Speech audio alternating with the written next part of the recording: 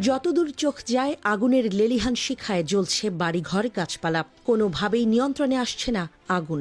রাতারাতি কয়েক গুণ বেড়েছে ভয়াবহতা। গেল কদিন ধরেই এমন পরিস্থিতি যুক্তরাষ্ট্রের ক্যালিফোর্নিয়ায়। মঙ্গলবার যা ছড়িয়ে পড়ে লস অ্যাঞ্জেলেস ও আশপাশের এলাকায়। সক্রিয় আছে কমপক্ষে 6টি দাবানল, যার মধ্যে 2টির নিয়ন্ত্রণ কিছুটা নেওয়া গেলেও বাকিগুলো পুরোপুরি অনিয়ন্ত্রিত। তীব্র বাতাস ও শুষ্ক আবহাওয়ার কারণে ক্রমেই আরও ছড়াচ্ছে দাবানল। সবচেয়ে ভয়াবহ অবস্থা প্যাসিফিক প্যালিসেডসের। এরই মধ্যে পুড়ে গেছে অঞ্চলটির 64 বর্গ কিলোমিটার এলাকা। আগুন ছড়িয়েছে হলিউড হিলসেও। আতঙ্কিত হয়ে দিক বিদিক ছোটাছুটি শুরু করেছে বাসিন্দারা। তৈরি হয়েছে চরম বিশৃঙ্খলা। জীবন বাঁচাতে যে যেভাবে পারছে পালাচ্ছে। পুড়ে গেছে Paris Hilton, Adam ব্রডি, Leighton mister সহ বহু তারকার বাড়ি।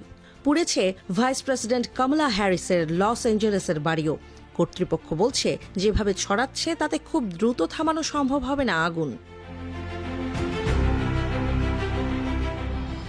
লস অ্যাঞ্জেলেসের মেয়র জানান, মাত্র 12 মিনিটের ব্যবধানে প্যালিসেডসে আগুন ছড়িয়ে পড়ে 200 একর জমিতে।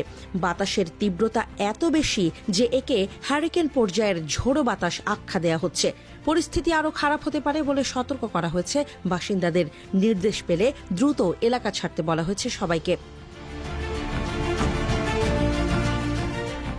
সবশেষ পাওয়া খবর পর্যন্ত 16,000 একরেরও বেশি জমিতে জ্বলছে আগুন। লস অ্যাঞ্জেলেসের ইতিহাসে একে সবচেয়ে বড় দাবানল বলা হচ্ছে।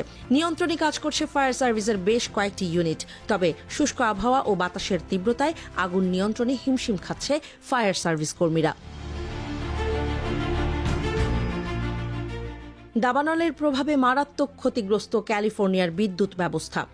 স্থানীয় গণমাধ্যমগুলোর তথ্য অনুযায়ী বিদ্যুৎ বিচ্ছিন্ন হয়ে পড়েছে 3,10,000-এরও বেশি বাড়িঘর ও অফিস আদালত। ঠিক কিভাবে এত ভয়াবহ রূপ ধারণ করল দাবানলটি বা কিভাবে এর উৎপত্তি, সে বিষয়ে এখনও জানা যায়নি কিছু। কারণ জানতে শুরু হয়েছে তদন্ত। তবে পরিস্থিতি মোকাবিলায় এখন বেশি গুরুত্ব পাবে বলে জানিয়েছে কর্তৃপক্ষ।